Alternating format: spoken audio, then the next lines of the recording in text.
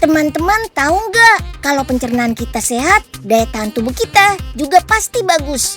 Artinya kalau sistem pencernaan kita bagus, tubuh kita juga bisa terhindar dari penyakit yang disebabkan oleh bakteri dan virus.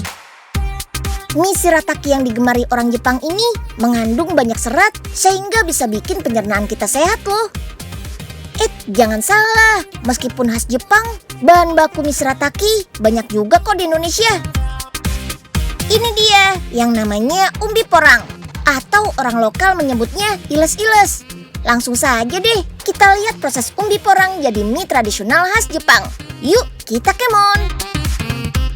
Umbi-umbi perlu dicuci terlebih dahulu untuk menghilangkan kotoran seperti tanah yang menempel. Dengan mesin pemutar bersikat sambil diberikan semprotan air.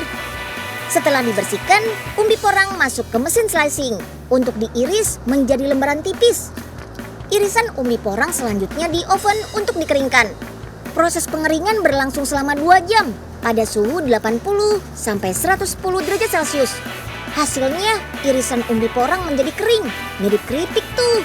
Dengan kandungan air yang tersisa juga tinggal 15% saja.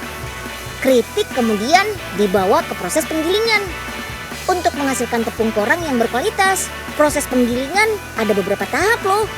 Pertama, penggilingan dilakukan agar keripik menjadi serbuk halus seperti ini. Setelah digiling, bagian yang tidak terpakai seperti bintik hitam hasil gilingan dipisahkan dengan mesin ayak otomatis. Dan ini dia, tepung porangnya sudah jadi. Nah, ini dia katanya nih. Kok susah amat nih putusnya? Hah? Loh, Pak Oga, kok bisa ada mie di kepalanya gitu, Pak? Aduh, ini mie apaan sih, Den? Kok licin dan kenyal banget? Oh alah, Pak Oga, ini kan mie shirataki, Pak. Memang licin dan teksturnya kenyal gini karena pakai tepung dari umbi porang. Hah? Ngeri amat pakai tepung orang, Den. Ih, Pak Oga, bukan orang, Pak, tapi porang. Tepung porang yang sudah dibuat tadi dicampur dengan air dan diaduk dalam tangki pengadukan yang sanggup menampung hingga 1.500 kg sekali aduk.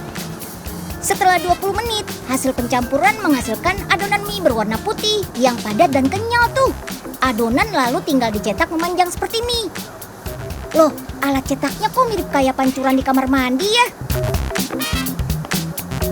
Adonan mie yang sudah terbentuk dicelup ke dalam air dingin biar langsung mengeras. Dan mie shiratakinya sudah pada jadi tuh. Mie shirataki yang sudah jadi disusun di atas loyang cetakan dengan berat yang sudah ditentukan. Mie kemudian dimasukkan ke dalam oven berjalan selama 1 jam. Dengan suhu oven mencapai 100 derajat Celcius. Mie shirataki bakal mengering sempurna dan mampu bertahan selama 2 tahun lamanya. Saatnya pengemasan. Dalam sehari, pabrik ini bisa memproduksi mie shirataki sebanyak 1 ton lebih.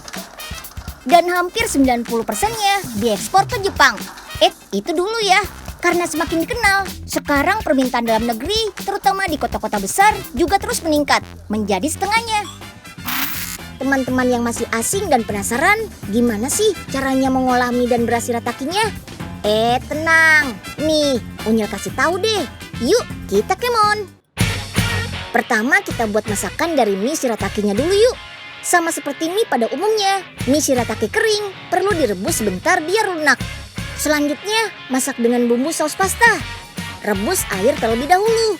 Setelah agak mendidih, campur bahan-bahan seperti bawang goreng, bumbu penyedap, dan saus tomat. Lanjut masukkan mie shirataki dan masak sebentar. Aduk-aduk dan masakannya sudah jadi deh. Teksturnya yang kenyal karena punya kandungan glukomanan sebagai serat alami yang bagus untuk pencernaan. Dijamin bisa bikin perut kenyang lebih lama deh, terutama untuk menunda lapar.